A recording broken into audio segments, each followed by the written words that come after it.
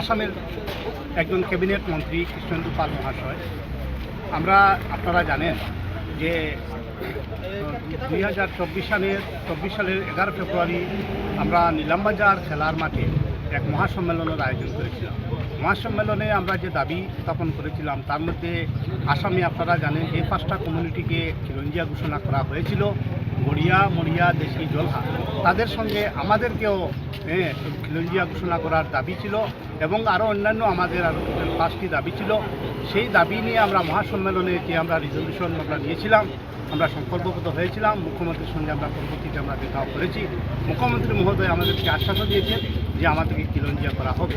তারপরে আপনারা জানেন যে বিগত সংসদ নির্বাচনে, পার্লামেন্টারি ইলেকশনে যে আমাদের কথাও বারবার তিনি জনসভায়, বরাকের বিভিন্ন জনসভায় মাননীয় মুখ্যমন্ত্রী আমাদের কথা উল্লেখ করেছেন।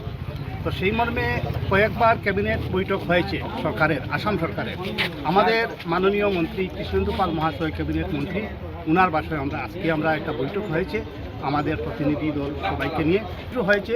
উনি মুখ্যমন্ত্রীর কাছে আমাদের দাবি উত্থাপন করবেন বলে আশ্বাস দিয়েছেন এবং আগামী ক্যাবিনেট যে সরকারের বৈঠক হবে সেই বৈঠকে আমাদের কথা তিনি দাবি উত্থাপন করবেন যে আমাদের দাবি যেটা রয়েছে যে খিলঞ্জিয়া এবং 2% মেডিকেল এবং ইঞ্জিনিয়ারিং ইয়েতে পড়াশোনা বা উচ্চশিক্ষায় আমাদেরকে রিজার্ভেশন দেওয়ার কথা এবং ইমিডিয়েট আমাদের একটা কাস্ট সেন্সাস করার কথা মাননীয় মুখ্যমন্ত্রী আগেও আশ্বাস দিয়েছিলেন।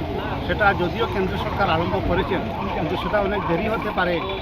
ইন দ্য মিন টাইম আমাদের অনতিবিলম্বে মাননীয় মুখ্যমন্ত্রী রাজ্য সরকার দ্বারা আমাদের এই কাস্ট সেন্সাসটা হওয়া জরুরি বলে আমি মনে করি।